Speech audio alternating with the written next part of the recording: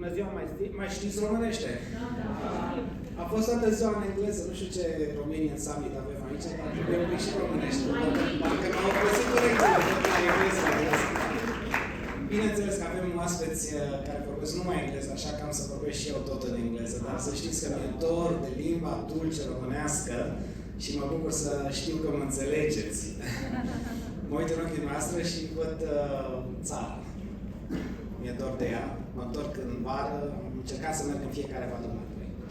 So my name is Larry Berg, I'm the principal here at Logos Christian Academy. This is a school that is mainly Romanian. We started in 1994. We started out of scratch overnight, dreaming about it and thinking that every year we're going to close it down. And here we are by the grace of God. 30 years later, we're still teaching Romanian kids. Okay?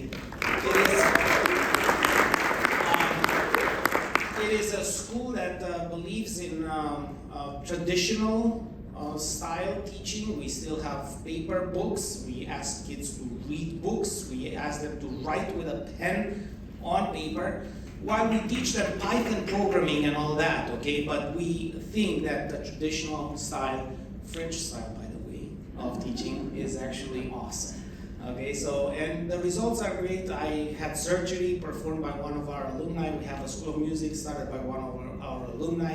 A lot of things that happen in the community started by kids that finished here. So, praise God for that. I don't want to take up your time, just to know me a little bit better. I have 7 kids. So, I was forced to go to education because otherwise you would die. And 3 or 4 of them are in education. So even though we thought that they're going to go somewhere else, they got the bug. Okay, so that's that. All right, without further ado, this is a panel that wants to hear from you. We're going to give you our perspective. We have a lot of expertise in education, and you're welcome to ask a lot of questions that might interest you. We have in our school, at least, we bring also students from foreign countries, including Romania, obviously, with the F1 visa. And that's why I asked the question to the lawyer there, because we do have that situation a lot. But not just that, the perspective of transcultural kids in the American society and the impact of that, and what is the role of the family, what is the role of taking care of the mental health. All these things we have expertise in, and our panelists can answer questions. I'm going to pass on the microphone to them. They can introduce themselves briefly, and then we'll go from there with some points that they prepared and also with your questions. And please be bold about this, because otherwise it's not going to be productive. Now, this is just to start the discussion. You can continue the discussion at lunch with them and with me and later, because the whole thing is to network, to know each other, and to know that you have resources and people who you can ask. Okay? Thank you very much.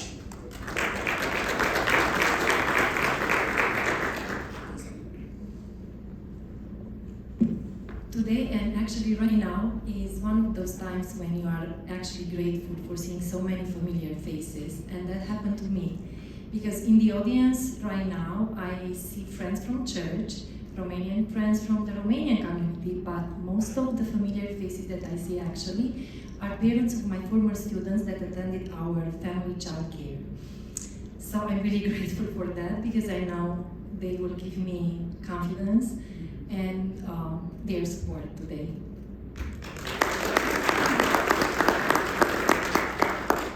For today, I've actually prepared a PowerPoint where I included lots of pictures that will just make my point, which is we started our family childcare in 2004, and since then we served families from our Romanian community, and not only like Romanian families, but we had many families that mixed with other ethnicities.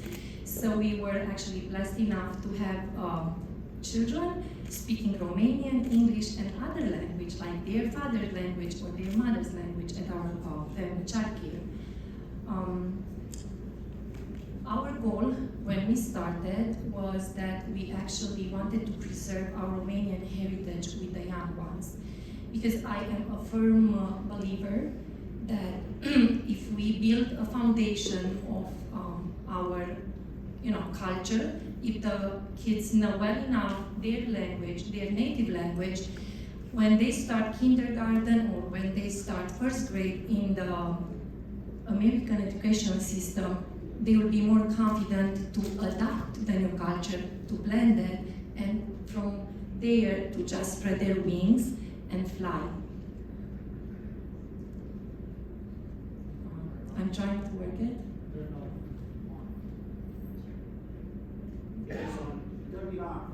It is okay. Okay. So it went.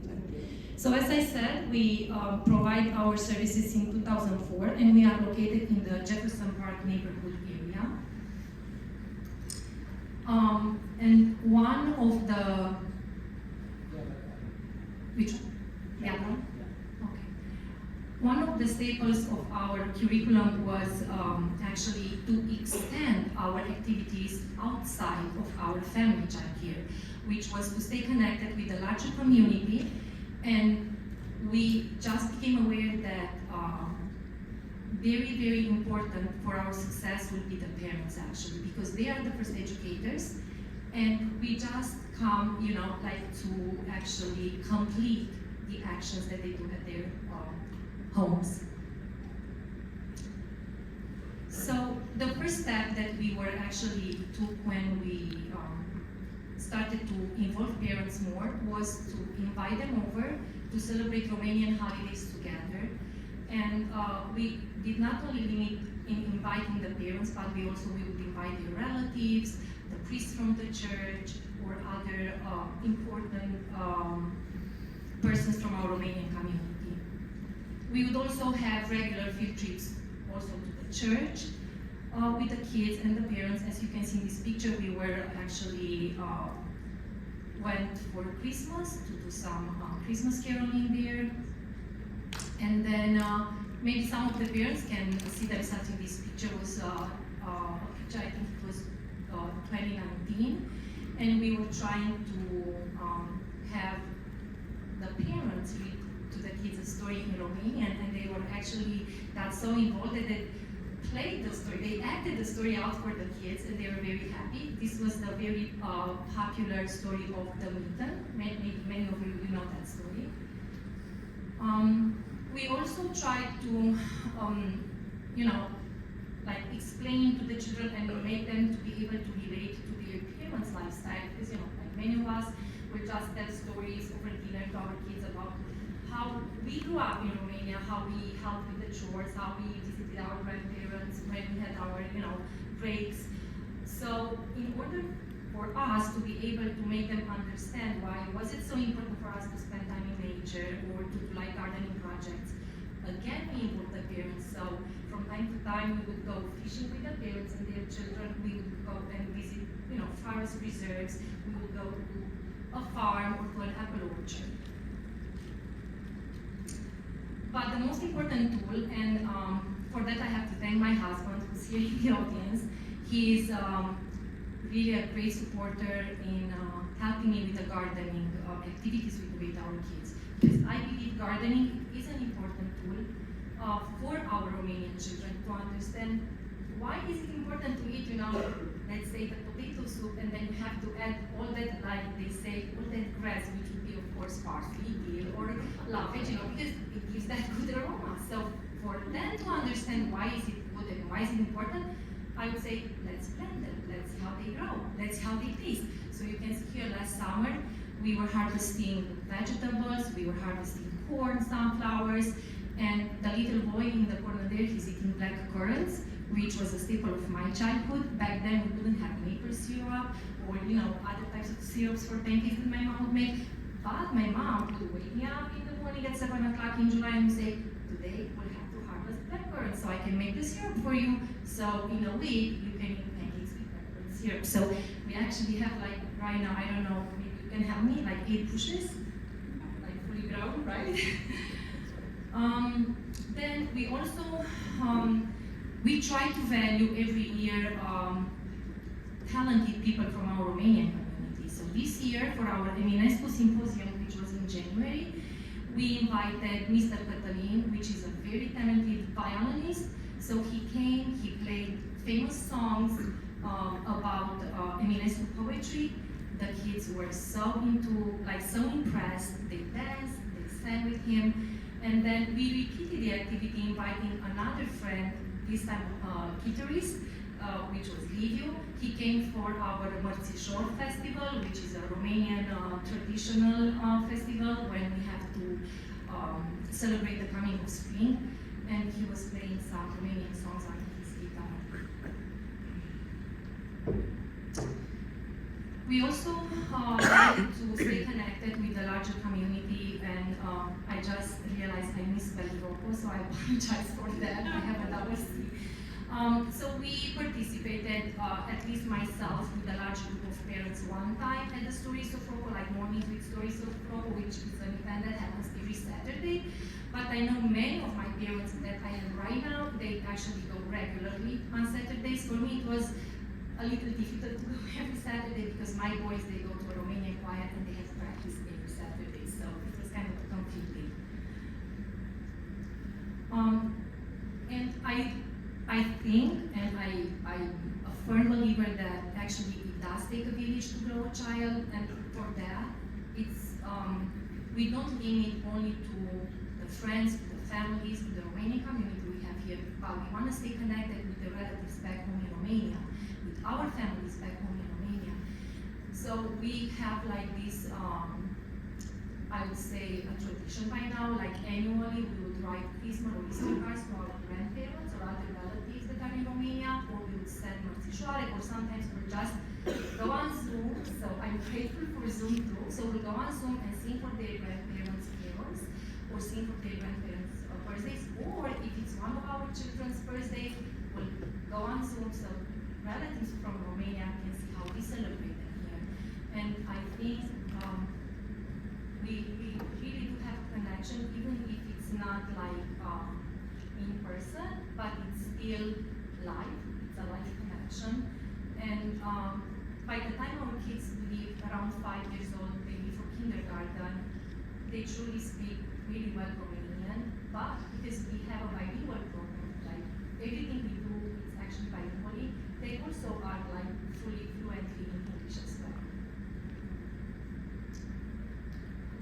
So it takes a village to raise a child, and this picture we took it like a month ago with the parents we have right now. We planted onions, garlic, because Romanians love garlic, and some parsley. Now we'll just plant other vegetables that will be in season. So that was the end of my presentation. Thank you.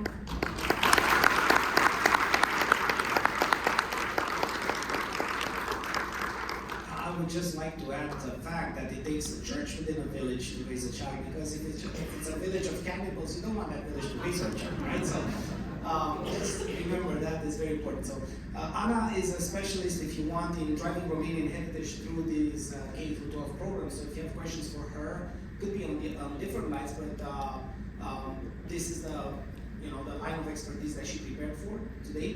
Now we're going to take questions after everyone had their intervention. So write them down if you have questions, and when you do ask the questions, direct them to whomever you want to answer. Now the next one is Diana Barbu, and she's with Making Sense of the College Application Process. Thank you. Hey everyone, I'm Diana Barbu. I live in Florida, and I'm so honored to be here today with you all. So thank you so much for the invitation. So, thank you. Okay, so just a little bit about me. I spent my professional career, which is almost 20 years, in education, 5 years being a professor, teacher, computer science, and this feels like in another life. But then in the States, I worked for various colleges and universities, and right now I work for a regulatory agency. And throughout this time, I learned all the ins and outs of college admissions, college, like all the things that could really go wrong if you really take a wrong turn at some point, and how easy it is to access the system, but also kind of accrue that without a degree. So during the pandemic, I wrote 2 books, which was a lifelong dream, and eventually one of them became a bestseller, which is great. So I'm gonna leave it there in terms of me. There's the Bible somewhere, so yeah, there. scan the QR code, go for it. Okay, so let's talk about college admission and all that. And because we are limited on time, I have 2 statistics prepared for today, so I'm only gonna use one of them. But whatever comes up, even if we don't have a chance to address all the questions in the session, we can talk afterwards. All right, so do you happen to know that the fact of becoming a millionaire by age of 40 or later with a high school degree, it's 6%, but with a college degree, that chance goes up to 22%, which is, it basically grows 4 times. And then besides a college degree, with a graduate degree, that chance of becoming a millionaire, it's 38%.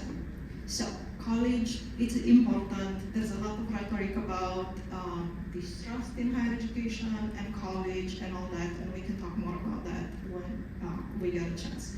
I wanted to actually touch on a couple of things that how to access college, so basically the points of access, and the second thing is what can everybody do during high school to prepare for college.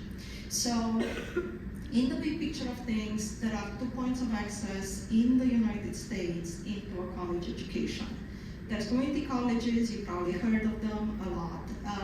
We don't have an equivalent in the Romanian education system, but basically community colleges provide options for education for the entire spectrum.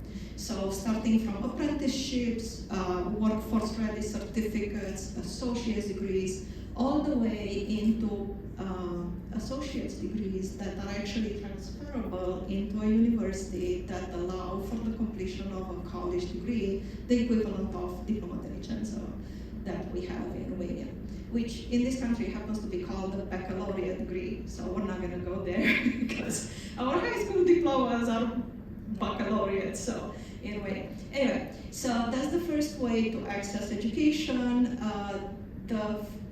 One of the 2 things to remember about community colleges is that they tend to be way affordable than universities. And then also everybody who wants to go to a community colleges can do so.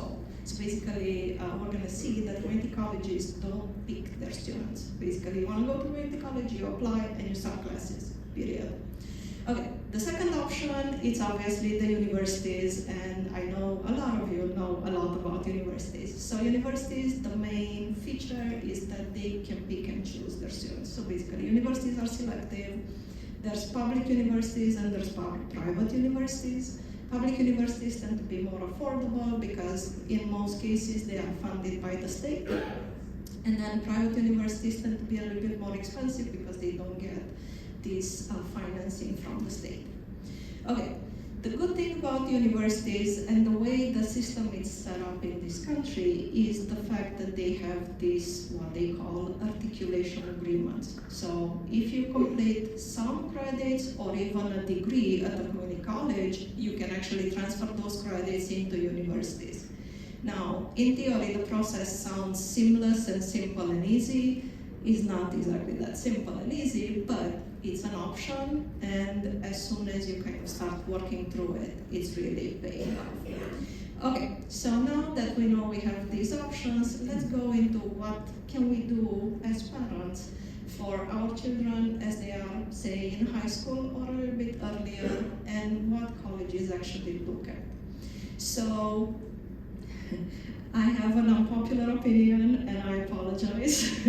So there's 3 things that are very, very important for the college application. The first one is GPA, right? So Medile, all the grades in high school count for college admissions.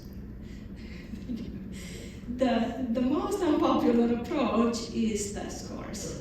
Yes, there's a lot of controversy around test scores. Yes, the pandemic basically brought a lot of universities jumping on the bandwagon of test optional or test blind. And now the pandemic has passed and a lot of universities are actually jumping back on the bandwagon of standardized testing. So the third area this is, you probably heard about this so much, it's extracurricular activities. So I'm gonna go back to test scores real quick. Test scores, everybody hates them. There's no doubt about it, and there's issues with them. But think about it this way. The only, one of the best ways for many institutions, universities, to make sense of student achievement, it's actually test scores. And this is because GPAs tend to be fuzzy, right? Because a GPA at one school tends to be very different from the same GPA at a different school. And this is basically academic, dealing with academic rigor and everything else that goes with it. So this is the most controversial part. Test scores, the high school, it's the perfect moment to invest in higher test scores, in tutoring, in everything that goes with it, because there's a lot of university discounts, and we're going to talk about discounts a little bit later, that go with academic achievement. So, and then in terms of extracurriculars, obviously there's opportunity to get involved. There is more trains of thought about what a good extracurricular is, activity. One of them is do as many as you can and put them on the college application. Then the second rhetoric is do a few, try to align them with your major, with your career goals, try to get into a leadership position, and then include that in the college application.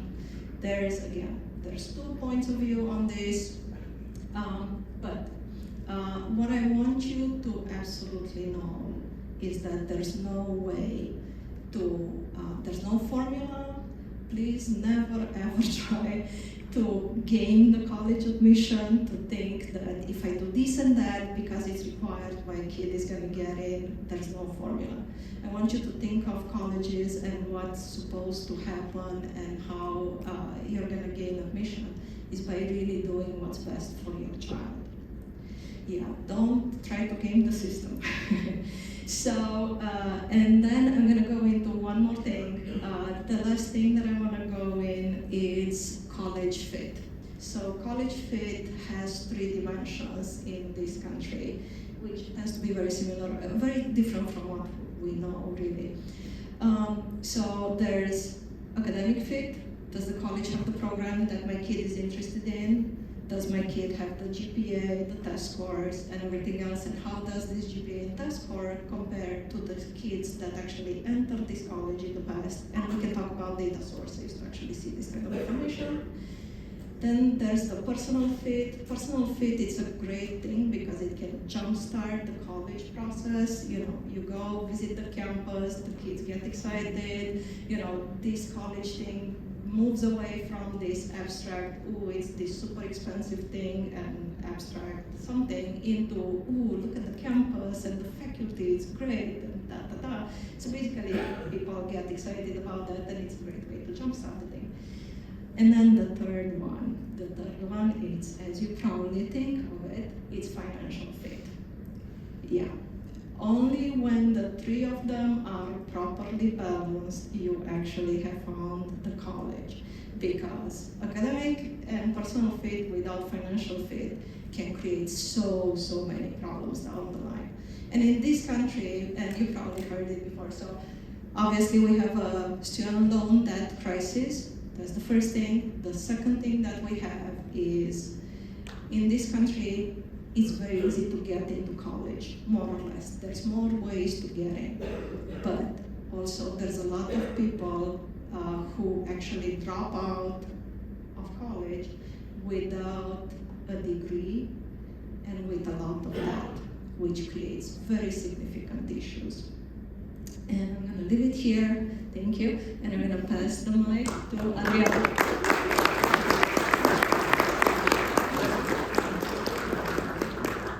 Just by way of adding, there is a little known secret that some of these community colleges have some GEM programs. I happen to teach at Wright College. They have a bridge to engineering program for engineers and chemists. And you go there studying in the summer, and then you continue 2 years at Wright College. And then you continue at one of the big ones like Champaign, Northwestern, whatnot, sometimes with the same tuition from right. Okay, so there are these things that you can investigate and you can find some paths that are unbelievable. Right? So our next panelist is Adriana Trandafilescu, and she's about everything about mind and soul. So please. I love it. So Chicago, thank you for welcoming us and for this wonderful panel, and it's so amazing to be here. I don't know exactly what I'm going to say because I prepared 71 pages, and each time that I was asked the same question, different answers came up. So, as I will be like Stephen Bodega, God be with me. And who am I? I am many things. And why am I many things? Because I allow the disparate parts of who I am become me. So, I started out, well, I'm an immigrant, first of all. I came at the age of 12. And my family, very similar to Steve, Monica, had a lot of turmoil in Romania, and we were persecuted. My father was imprisoned. We had people coming over in our house in the middle of the night, but that just built my resilience. Okay, so never allow anything negative pull you down. It's all a blessing in disguise. Then in the United States, I became an attorney. I married at the age of 16. On the day that I turned 16, on the 17th, I met my wonderful husband, and we have been together for close to, okay, I'll tell my age, 30 years. Thank you. We have 3 children. I practiced immigration law for about 15 years. Then during the pandemic, I had a wake-up call and I said, is this the life I wanted to be living? And a part of me is very, very grateful for all the immigrants I've helped, and I love the work that I did. But at one point, it came that I remember at the age of 5, someone asked me, what do you want to be? And I imagined being a teacher, teaching children to be happy and thriving and living their purposes. It was just like a beautiful vision, and everything starts with a vision, right? Yep. So that's when I said, synchronicity. I love synchronicity, and that is the language of the soul. When you have a vision and you ask for it, then the right people, the right circumstances pop up in your life. And that is when, because I tried and I strive to be a good parent for my 3 children, I went to all types of classes and courses. And that's where I met my now mentor, a Columbia professor who was studying children, spirituality, and the science behind mindsets and thriving. And it was fascinating that I had spoken with her, met her 10 years prior, and then during the pandemic, it was like, oh, she has this program at Columbia, amazing. Ah, look at that. So now I am continuing with the studies. Yes, I know, I'm in my mid-40s and I'm still studying. It's all right, guys, you'll make it. You teens over there, some time, okay? There's a long time until you hit 100, all right? I still have to so don't get discouraged. So now I am studying mindsets and mindsets through leadership education. Why? Because these ladies are speaking about educating children, right? K to 12 and in colleges. But behind it all is a mindset. If you cannot believe you can do it, you will not be able to do it. So guess what? You create your own reality.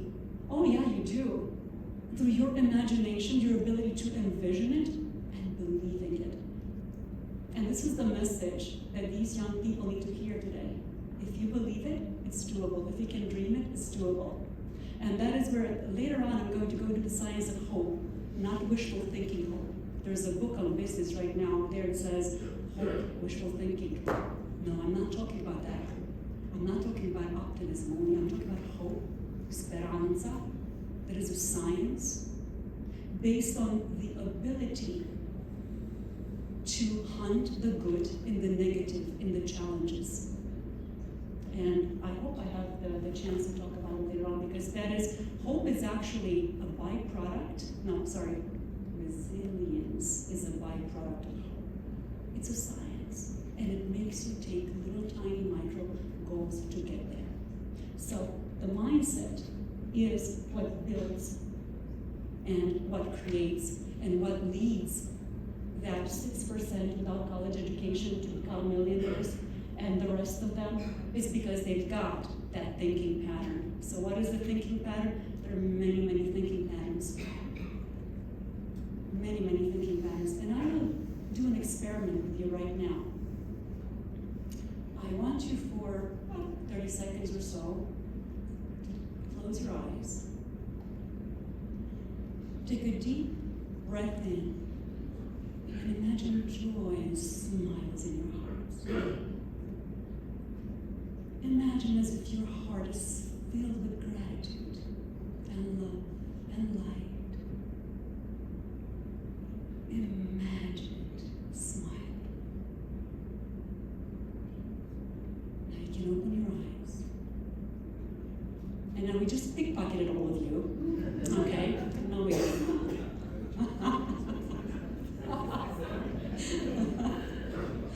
I'm here, so if you got pickpocketed, don't look at me, look at the people on the street. Listen, I'm just the co-creator of the thing here. But anyway, I will go into very briefly mindset. If you think about what I love Nikola Tesla. I love all the quantum physics geeks. I don't understand it, but I try to, and I pretend I do. But it all is about energy, frequencies, and vibration. Okay? So, before you close your eyes, I wish I had the pre-thinking of asking you how you feel on a 0 to 10. And when you open your eyes, how you felt. Because mindset in practice is that ability of you to pick up. So basically your heart is the apparatus, the feelings are the apparatus that sets the mindset. And then your brain is simply an antenna. And guess what? Science shows that we have the neuroduct. And a healthy mindset and a healthy mental state is having depression, anxiety, and all these mental issues. They're not mental issues, they're just stresses. They're the same side of the coin. One is this positivity, and the other one is the stress, right? And it's basically the same thing in the brain. The brain, when it's in a healthy mindset, it has the frontal cortex, really juicy, green matter, like thick of it. And when it's depressed and when it's anxious, it's thin. It's very thin. Okay, so it's a thin antenna. It cannot pick up the frequencies and the vibrations as Tesla telling us. And I could go into research by the Japanese, and actually maybe I'll talk about that with the youth panel. And with the youth, I have so much to talk about. I'm so excited. You guys.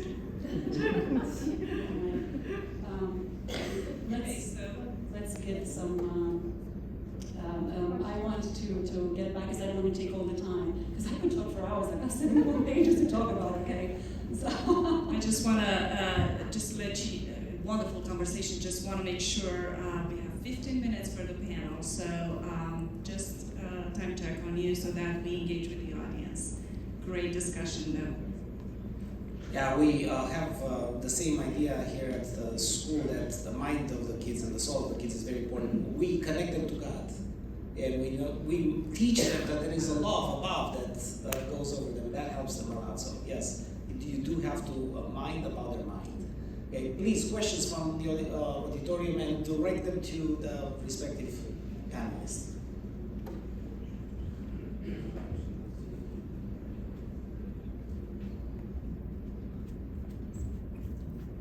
Thank you so much for the great discussion. I have a question about language. I feel like that's where everything starts, and language that needs to be maintained. I don't speak in Romanian because my native tongue is Hungarian, but I am translating because I'm here with you. And I would Oh, that's the questions in Romanian, right? Chocolate. See, chocolate right there. So, can you speak on how can you do your best as a parent to keep the native tongue alive when you're in a mixed marriage, and when you have an English speaker and a native speaker in the family? If you can give us tips on that. I think that's a main issue that I mean, most of the families encounter, even if both parents are Romanians, you know. I think the first step would be not to fall into the trap of replying back in English as soon as the kids go to the American system. So we ourselves as parents, we have to be really perseverant and just reply back in Romanian. And as my husband put it, we have a rule in our house, we only understand Romanian. So the minute you walk this door, we only understand Romanian. So if you want to ask me, and especially if it's something important, you have to do it in Romanian, you know, the best you can, because we are aware, you know, like they grow and then they have all these friends and they mainly speak English. And Romanian, we have to accept it is a very musical and beautiful language, but it's a hard language to speak, to write, and to read. So this would be the first step, just to reply back in Romanian as much as we can. Another thing that we focus a lot, at least in our family, we pray bilingually. For a while, I tried myself to pray exclusively in Romanian, but you know, being such a metaphoric language, some of the words were so hard for my kids to understand. So then, you know, the priest suggested that we actually would say them bilingually, not too much, just a little bit of the time. That's how I do it with my kids at my daycare.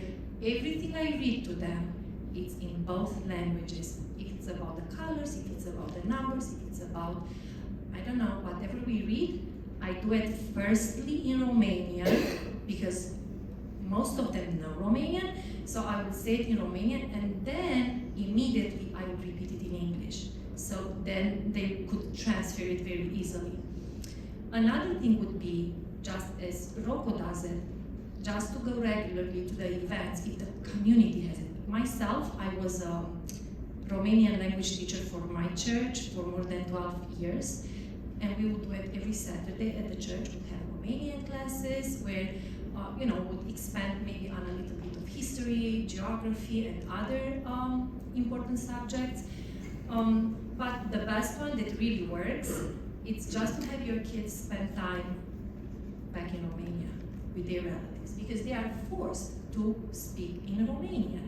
And as we know, the grandparents, they don't know English, so they will have to communicate in Romanian mainly. So I know lots of parents that actually save money to buy tickets for the summer, to send the kids there to spend you know, time.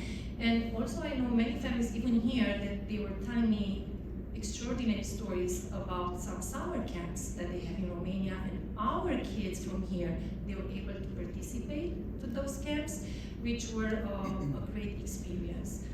And then I would say Sunday school also works, like Sunday school at the Romanian churches, you know, Baptist, Pentecostal. I'm an Orthodox, I go to St. Mary Orthodox Church.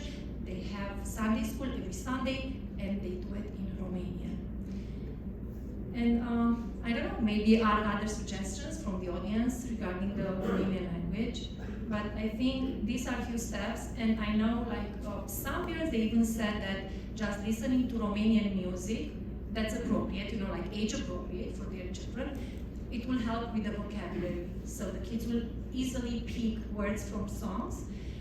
Sometimes movies and cartoons, but I would say like, let's say, Dumbrava Minunată or other old movies that work for us the best, have a difficult language for our kids to understand. So we would have to be present there to translate to them the meaning of some words. But yeah, I think there are many options, but the most important thing is this. You as a parent, just always reply in Romanian. Thank you.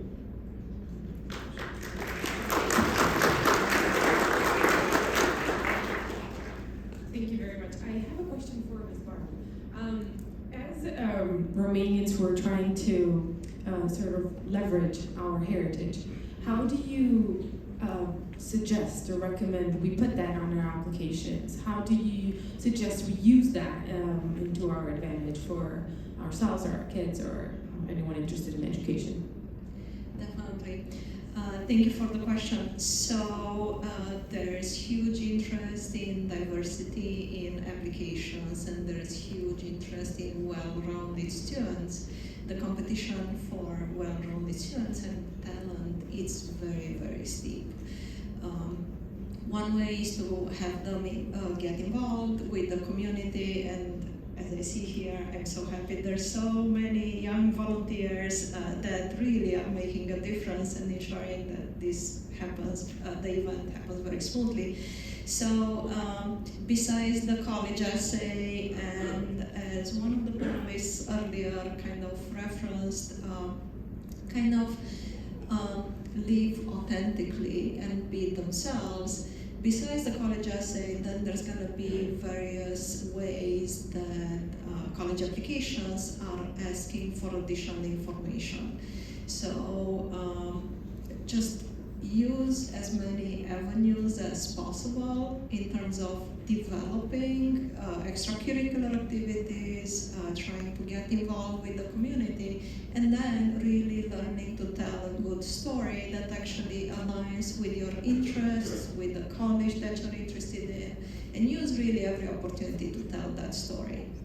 Also, you can skip having the foreign language in college by affirming that you're a native speaker of Romanian or a second language speaker. They might ask you to take a test in Romanian, but you can get away with not doing Spanish or something else if you're interested. Exactly. Yeah. Other questions? First of all, congratulations to the panel, great speakers, and congratulations to the committee. Very rarely I hear a mindset speaker in an education panel. My question though today is for the first two ladies. I've been teaching financial education seminars, and I started with real estate investments for 20 years. And within a year I realized that I cannot teach real estate if people don't understand money. And I'm curious, you're talking about millionaires, and 9 out of 10 millionaires historically are made from real estate. What do you think about financial education in schools? I personally believe financial education can change the world, right? Money, divorces, crime, wars, a part of the wars come over money. So the first way is, K to 12th grade and college. What are your ideas?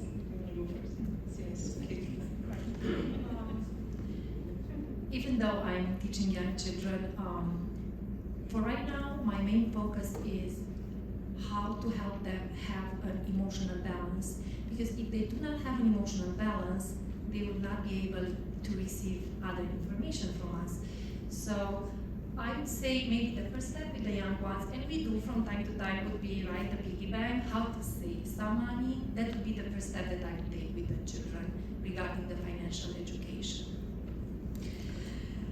Okay, so this can be going into so many directions. So I forgot to say something at the very beginning of my presentation. So I need to provide a disclaimer because I work for Middle States Commission for Higher Education. So everything that I say is my opinion and doesn't represent anybody else.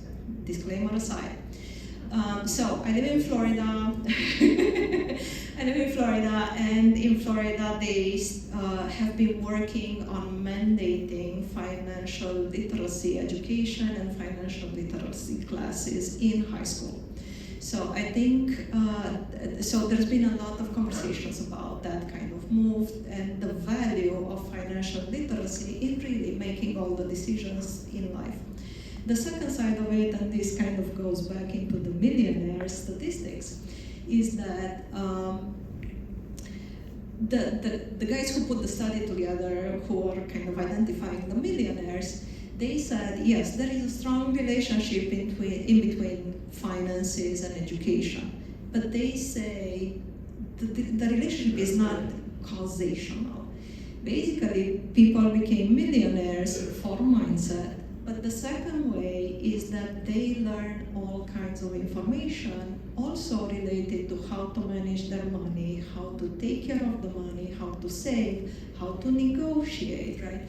And then also college offers other opportunities for mentoring and representation, because it's important to actually see somebody who looks like you and sounds like you, who actually made it, and actually really connect with them and be like, how did you do it? What are the steps? Because we live in a world, and what I do, it's really very invisible. We live in a world of things that we don't really know. So there's so many things we don't know that exist, and sometimes just by connecting with somebody, and sometimes that happens in high school, but in college as well, through representation, it's really going to be able to shed light on many areas of life, such as financial literacy, and also career choices, also career options, and everything else that goes with it. I hope that answers the question. I'm told that our time expired, even though we didn't have a full hour, we started at 30. So if it's a brief question, then we can, brief question and answer. So I'm we'll not wrap sure it up. that it's brief, but I'm gonna try. And thank you, everybody. This was amazing. I'm a volunteer with Rocco, and my question is for Ms. Randa Firescu. And being an educator myself, I would like to find out more about how we can impart a positive outlook on life to our kids, and how can we help them have a positive outlook on life, and to maintain that positive outlook on life, especially since some of us coming from where we're coming from don't have a particularly positive outlook on life. So thank you. So there are many ways I could answer that question, but the synthesis of looking at philosophy and development theories of childhood, and from Piaget to Erikson to all of them, and recent research, if you could synthesize them all into 4 things. Children need to feel this: loved, held, guided, never alone. It sounds so simply, but it's based on so much of, decades of work.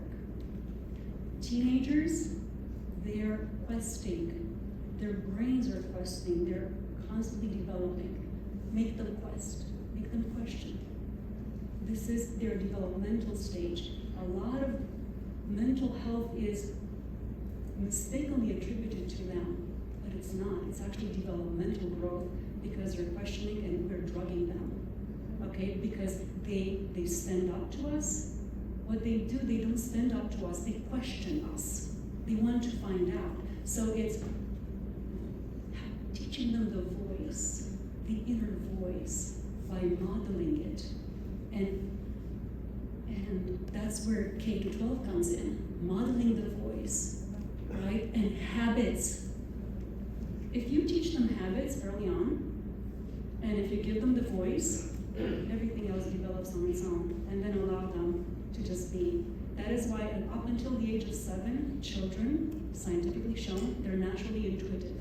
It is us, the adults, who squash that out, because we know better. Why should you ask about that? You have to learn, to have pedagogy, to allow them to question in a way, to develop in a way that they become extraordinary. We're all born to be extraordinary. They're all born to be amazing. Different paths for each one. And this is where I just, because I am the last one and I'm not going to be here.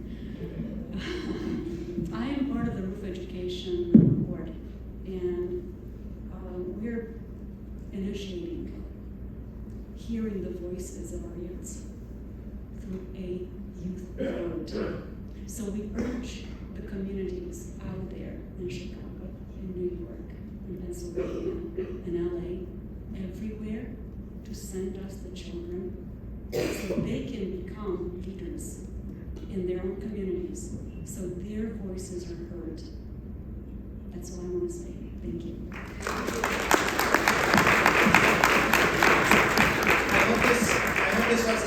panel. There is a lot more to discuss. You can attack them later. They're here for your benefit. Don't let them get away. Okay, so let's give them one more hand, and we're done with the presentation. Thank you very much.